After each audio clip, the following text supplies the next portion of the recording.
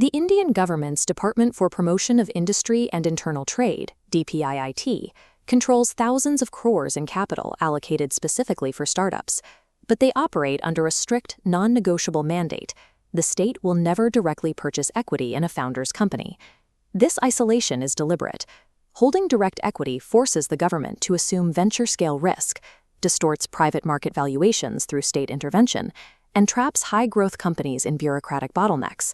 Because of this strict separation, every rupee of state capital must be routed through external, pre-vetted intermediary structures before a founder can access it. Map the architecture. On one side, DPIIT's consolidated fund. On the other, the startup. Bridging the early stage gap are incubators managing the seed fund scheme.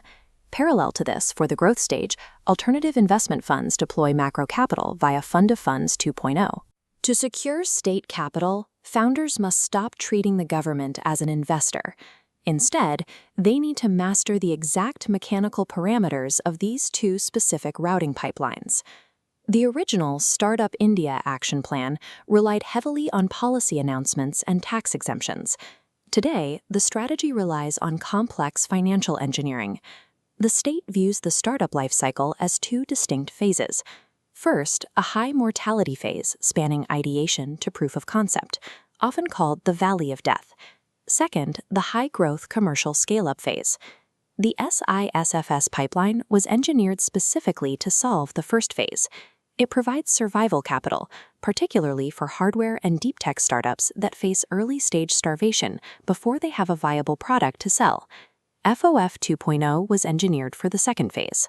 It forces institutional liquidity into the domestic market, ensuring that validated, growing startups can scale rapidly without moving their operations offshore to secure capital. To navigate these systems, we need to deconstruct the micromechanics of the early-stage pipeline first. SISFS and FOF are sequential gears in a single capital machine. Understanding how they connect reveals exactly what the government expects from a founder at every stage. The core objective of SISFS is bridging the technical gap between an idea and commercialization. The capital flow begins at DPIIT, but allocation decisions are made by an experts advisory committee. The EAC grants selected incubators up to 5 crore rupees to act as dispersing agents, plus a 5% management fee restricted entirely to administrative costs and due diligence. Here, the founder enters the pipeline, logging into the portal to apply to 3 incubators. The application bypasses government bureaucrats, reviewed locally by the Incubator Seed Management Committee, an independent board of experts. The state enforces strict momentum on this process. From the moment an application is received, the ISMC has exactly 45 days to evaluate the startup, conduct a presentation, and issue a selection or a rejection. By combining a 5% management fee with rigid 45-day timelines, SISFS completely decentralizes seed funding. The state effectively outsources its due diligence to local ecosystem experts who understand the technical merits of the startups in their specific sectors. However, SISFS does not offer flexible capital. The scheme dictates strict limits on financial instruments based purely on a startup's technical readiness. Incubators disperse capital through 2 rigid tracks. The grant track is capped at 20 lakhs, restricted entirely to proof of concept and prototype development. The second track, debt or convertible debentures, is capped at 50 lakhs and strictly reserved for market entry, commercialization, and scaling operations. Because the state knows these are early-stage companies, the debt terms are highly engineered. The loans are unsecured, require no promoter guarantees, feature a 5-year maximum tenure, and offer a 12-month moratorium. But there is a hidden macro constraint placed on the incubators themselves. By law, an incubator cannot distribute more than 20% of its total DPIIT grant as startup grants. For a founder, this 20% rule changes the math. Incubators are structurally forced to deploy the vast majority of their 5 crore allocations as debt or convertible equity. SIFS is not an endless pool of free money. Its architecture aggressively pushes startups out of the grant phase and forces them to prove commercial viability and debt serviceability as early as possible. Once a startup commercializes and needs massive capital to scale, the local incubator pipeline ends. This introduces the second pipeline, the Startup India Fund of Funds 2.0, armed with a 10,000 crore rupee corpus spanning the 16th and 17th Finance Commission cycles. To manage capital at this scale, DPIIT delegates authority to a central implementation agency, the Small Industries Development Bank of India, or SIDBI. DPIIT commits the funds to SIDBI, which forms a venture capital investment committee to screen proposals. This 10,000 crore does not go to startups. It is deployed as limited partner contributions into SEBI-registered Category 1 and 2 alternative investment funds. This architecture is legally bound by the official government operational guidelines, establishing SIDBI as the solitary gatekeeper between the state's budget and the private venture market.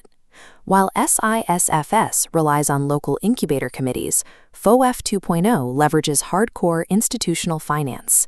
To even touch this kind of state money, a startup must survive the rigorous financial diligence of professional venture capitalists. The core logic of FOF 2.0 relies on leverage.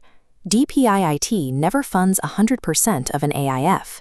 Instead, they use state money as bait to force private markets to co-invest. This Annexure 1 matrix dictates AIF private capital multipliers. Deep tech gets 40% state funds for a 1.5x multiplier. Micro VCs, capped at 400 crores, require 2x. Manufacturing requires 1.75x. Generic sector-agnostic funds are penalized with the lowest 25% state cap and highest 2.5x multiplier. If an AIF fails to deploy the full capital before a startup loses its official DPIIT recognition, the rules allow the balance funding to continue out of the committed amount, ensuring the entity is fully nurtured. The multiplier matrix is a macroeconomic weapon. By adjusting these ratios, the government structurally guarantees that their 10,000 crore outlay will force billions more in private capital precisely into domestic manufacturing and deep tech scaling. Between the 50 lakh micro pipeline of SISF and the 10,000 crore institutional pipeline of FOF, where is the government actually prioritizing its capital today? This table shows demand number 11 from the Statement of Budget Estimates for 2025-26. The actual expenditure numbers reveal a definitive shift in state strategy. Look at row 13 for the seed fund scheme. Funding drops from an actual expenditure of 160 crore to a revised 175 crore, before plummeting to a mere 0.01 crore placeholder budget for the 25-26 fiscal year. This budget reduction aligns directly with the market reality. Data tracking platforms indicate the SISFS portal officially closed to new startup applications in May 2026. While the early stage tap slows down, the growth stage pipeline is expanding rapidly. In row 10, Fund of Funds 2.0 receives a massive new allocation of 2,000 crore for the 2025-26 budget year alone. The numbers show that the Indian government has aggressively pivoted its strategy, shutting off the early stage grant tap to flood the growth stage market with liquidity. The state clearly considers its mandate to capitalize early stage incubators largely complete. The central problem of the Indian ecosystem is no longer ideation. The goal now is injecting massive upstream liquidity, ensuring validated companies can scale domestically without requiring foreign buyouts. For early stage founders, the lesson is straightforward. Optimize your business model for commercial scale, not just to win a 20 lakh grant from a local incubator committee. The new survival mandate requires founders to build financial and operational metrics capable of passing the strict, regulated diligence of professional alternative investment funds. State capital is still available to early founders, but it is now hiding behind the mandated multipliers of SEBI-registered micro VCs and deep tech funds. Understanding whether your company is engineered for a strict SISFS debt instrument or a 1.5x FOF multiplier is the fundamental difference between starving in the valley of death and scaling to capture the market.